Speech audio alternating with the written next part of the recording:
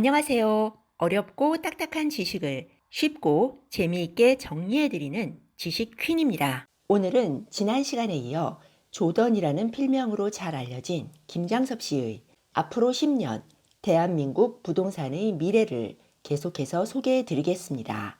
김장섭 씨는 부동산으로 시작해서 최근에는 주식 투자와 강의를 하고 있는 투자자이고요. 남들보다 한 발 앞서 미래를 내다보고 틈새 시장에 먼저 투자하는 감각으로 유명세를 얻었습니다. 현재는 부동산 투자는 줄이고 있는 것으로 보이며 해외 주식에 주력하고 있습니다. 오늘은 자본주의 사회에서 우리가 반드시 생산수단을 가져야 하는 이유를 살펴보겠습니다. 생산수단이라고 하면 토지, 노동, 자본 이렇게 세 가지입니다. 이건 중고등학교 사회시간에서도 배우죠. 그런데 이 세 가지 중에 어떤 것이 가장 중요한지 생각해 보신 적이 있나요? 저는 그 생각을 40대에 들어서 하게 되었는데요. 이미 이름에 힌트가 있다고 생각합니다. 우리가 살아가는 이 사회는 자본주의 사회죠. 만약에 노동이나 토지가 이 시스템을 이끌어간다면 노동주의나 토지주의로 이름이 바뀌지 않았을까요? 우리가 사는 이 사회 시스템에서 생산의 3요소 중에서 가장 중요하고 본질적인 것은 바로 자본입니다. 그런데 우리는 어떤가요? 초등학교부터 대학교까지 우리가 배우는 것은 전부 노동자가 되어 노동소득을 얻기 위한 지식입니다.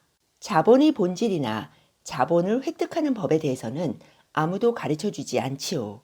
왜 그럴까요? 그건 자본가의 수가 적고 대부분의 사람들은 임금 노동자, 근로자로 살아가야 하기 때문입니다. 대부분의 사람들은 임금 노동자가 되기 위한 교육을 받았기 때문에 취직을 한 후에도 계속해서 임금 소득에만 집착합니다. 몸값을 올려서 더 높은 연봉을 받는 데에만 관심이 있죠.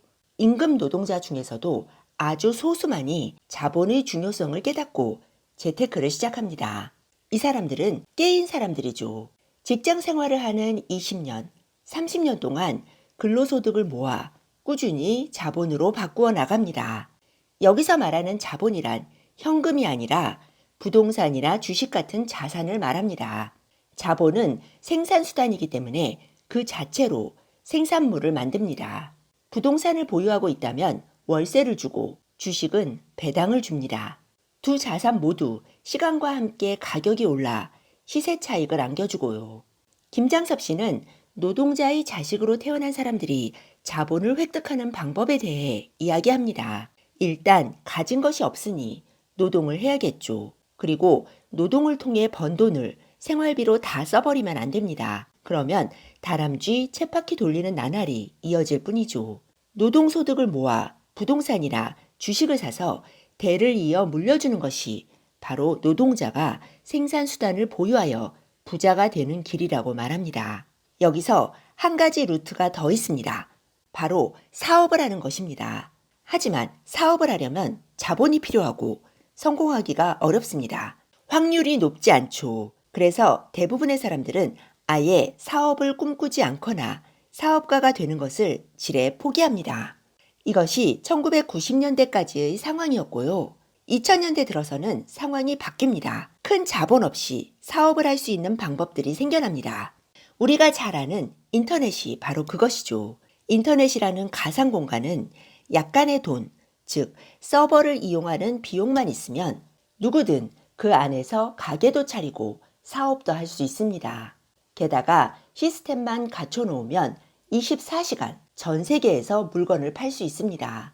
그러니 인터넷이 등장한 이후 수많은 신흥 부자들이 생겨났습니다. 우리가 잘 아는 아마존, 알리바바가 대표적인 경우죠. 특별한 기술 없이도 아이디어만 있으면 자본가와 협력하여 사업을 할 수 있는 세상입니다.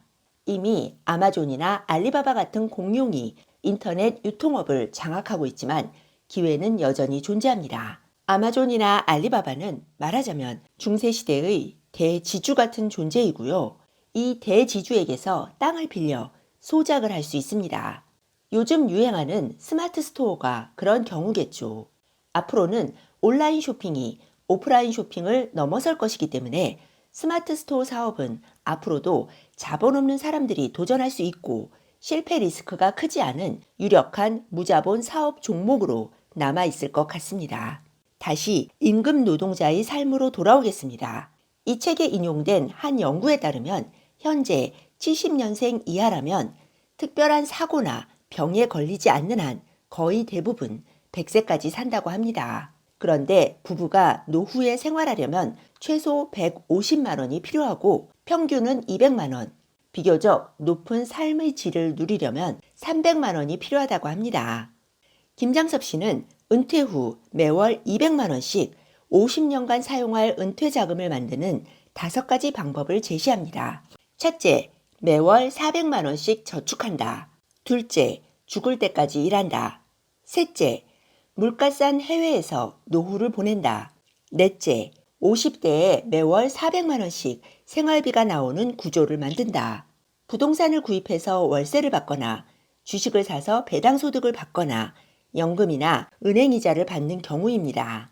다섯째, 젊을 때부터 매월 10만 원씩 투자해서 50대 은퇴 시기까지 40배, 100배 오를 곳에 투자한다. 이 5가지 방법 중에서 어떤 것이 가장 가능성이 있게 들리시나요? 첫 번째 방법은 안전하지만 그렇게 할 수 있는 사람은 거의 없을 것입니다. 세 번째 방법, 물가 싼 해외에서 노후를 보내는 방법도 가능하긴 하지만 여러 가지 이유로 많은 사람들이 선택하기에는 어려울 것 같습니다. 그래서 대부분의 사람들은 두 번째 방법, 죽을 때까지 일하는 방법을 선택합니다. 나이 들어서 내 노동력의 가치가 떨어졌으므로 푼돈 밖에는 벌지 못하지만 지출을 줄이면서 적은 돈으로 생계를 이어나가는 것이죠.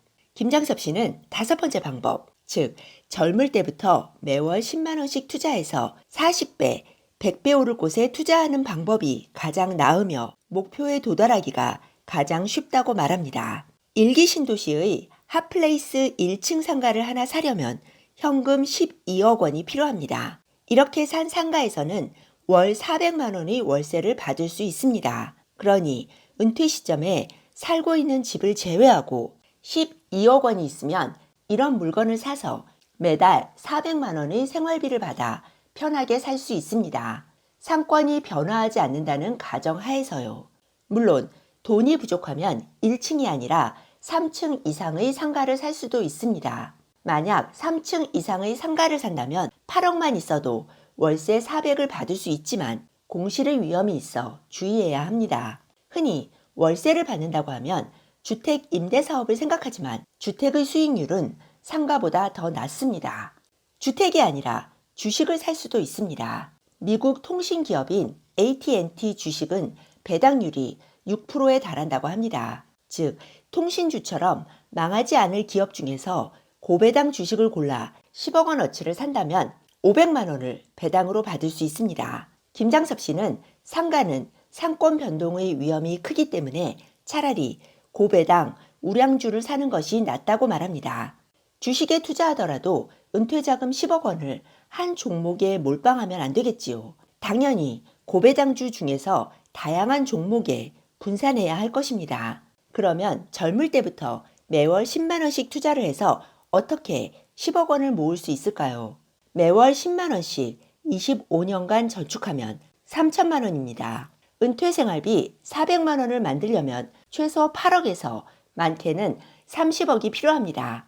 3천만 원이 30배에서 100배가 올라주면 30억이 되겠죠. 김장섭 씨는 적게는 30배, 많게는 100배까지 올라주는 종목은 바로 토지와 주식이라고 말합니다. 지난 50년간 한국에서는 밭이 971배, 대지가 2300배 올랐습니다. 한국의 졸부들은 사실 다 땅으로 돈 번 사람들입니다. 내가 산 땅이 내 대에 오르지 않더라도 적어도 자식 대에는 빚을 볼 수 있습니다. 한국 경제 구조가 저성장 국면으로 접어들었기 때문에 앞으로 땅값 상승은 예전처럼 가파르지 않을 것입니다. 하지만 인플레이션 때문에 필연적으로 땅값은 오를 수밖에 없으며 그 땅 위에 지어진 주택이나 부동산도 따라서 오를 것입니다. 물론 김장섭 씨 말대로 재건축, 재개발이 되지 않을 지역이라면 건물의 감가상각 연한인 40년이 되기 전에 파는 것이 좋겠죠. 주식을 한번 살펴보겠습니다. SK텔레콤은 10년 만에 595배 올랐다고 합니다. 물론 통신주가 특히 많이 오르기는 했지만 지난 20년, 30년 동안 많은 주식들이 100배 이상 올랐을 것입니다. 김장섭 씨는 노동자로 사회생활을 시작해서 자본가로 은퇴하려면 주식과 토지에 대한 공부는 필수라고 거듭 강조합니다. 그리고 부의 사다리를 올라타려면 맨 아래부터 하나씩 밟아 올라가야 한다고 말합니다. 현실적으로 어떻게 해야 꼭대기까지 올라갈 수 있는지 방법을 생각하고 실천해야 한다고 말합니다. 은퇴 후에 상가나 고배당 주식을 사서 노후를 준비하기 전에 주식과 부동산을 통해서 안전하게 돈을 불려나가는 방법을 연구해야 한다는 것이죠. 개인적으로 은퇴 시 여유자금 12억이 없어도 노후를 준비할 방법이 많이 있다고 생각합니다. 사실 100세 시대에 60세는 너무 젊은 나이입니다. 앞으로 40년을 아무 일도 안 하고 시간을 보내는 것도 바람직하지 않다고 생각합니다. 은퇴 후에 근로소득과 자본소득의 절반씩 의지해서 살아갈 수 있다면 더 나은 대안이 될 수 있다고 생각합니다. 이 부분에 대한 생각은 다른 영상에서 더 자세히 나누어 보겠습니다. 네, 오늘 들려드린 내용이 도움이 되셨다면 구독 버튼, 좋아요 버튼 꾹 눌러주세요. 여러분의 지지가 좋은 영상을 만드는데 큰 힘이 됩니다.